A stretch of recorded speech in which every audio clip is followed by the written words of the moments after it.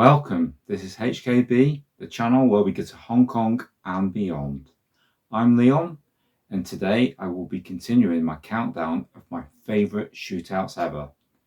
If this is your first time to the channel, welcome, and please consider stopping the video for a sec and hitting the like button. And if you like what we do, perhaps subscribe to our channel. So if this is your first time visit, there's another 2 in the series already. So please go back and start at number 10, which was Scarface, then number 9, which was 15 Minutes of War. As for now, here we go. Let's continue on with number 8.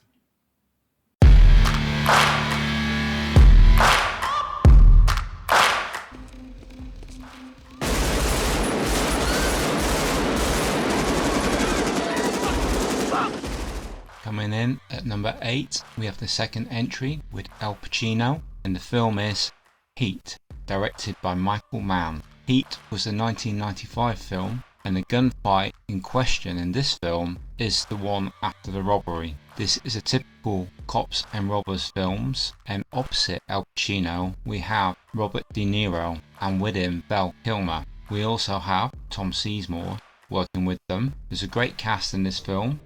It's rounded out with Jon Voight and Ashley Judd and Wes Studi amongst others. We even have Dennis Haysbert in there from 24, who played President Palmer. This shootout is so exciting. It's in the middle of the streets and the cops have surrounded the robbers, and Al Pacino's crew, they all have fully automatic weapons and they cause carnage and wreckage.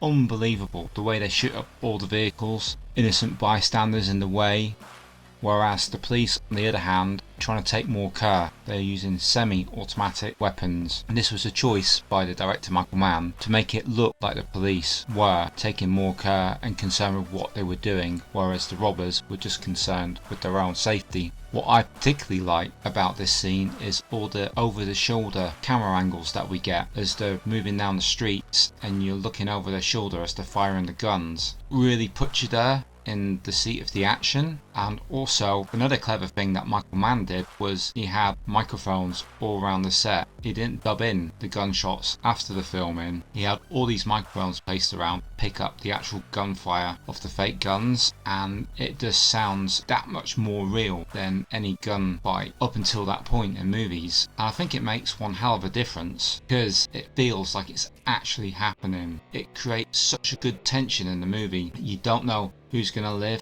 who's going to die, and you are worried about all the bystanders. There's a segment where Tom Sizemore picks up a child to try and protect himself. That's really tense, and Al Pacino lines him up from behind, and when he turns around shoots him in the head. It's quite a moment. That bit is a strong moment, but the whole sequence as a whole I feel was quite an inspiration to Benny Chan when he made Raging Fire. There's a similar shootout sequence in that film which I also really enjoy, but he is the original and the one that was copied, and it is fantastic. Saying that, Michael Mann also made a film earlier on in his career, a film in 1989 called LA Takedown, and it is essentially the same film as Heat, but it's a very budget version. I personally haven't seen that one, but I would like to see how he's made that film on a microscopic budget just to compare.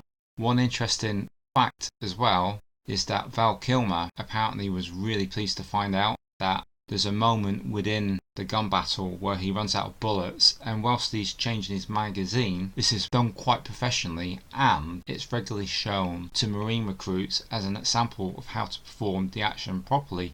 So there you go folks, this was done really well. I mean, it's been used, to train up Marines, and what higher praise can you say than that? Also includes the scene after the bank robbery. That scene was also used as an example to recruits how to retreat whilst under fire. I think this is a true classic of the genre and a very worthy entry into my list, sitting at number 8. Join me next time to see what will take the 7th position in my list of favourite shootouts ever. Thank you.